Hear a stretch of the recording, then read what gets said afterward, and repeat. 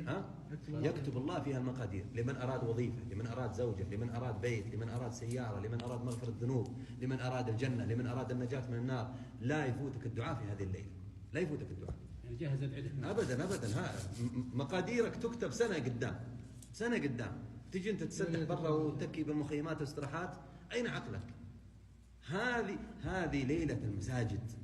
ولهذا كانوا السلف في كل ليلة إذا غربت الشمس يغتسلون، يتروش كل ليلة العشر، يغتسلون ويتهك. مو عيد، هذه اللي بعده.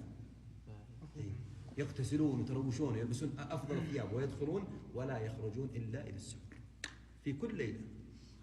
هم يعرفون قيمة. يا جماعة الله يكتب مقاديرك سنة قدام. أنت الآن خايف من مستقبلك، وعندك طلبات وحاجات ما يقضيها إلا الله.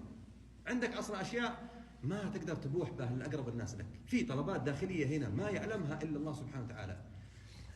عندك ليلة القدر فيكتب الله فيها المقادير. رقم 2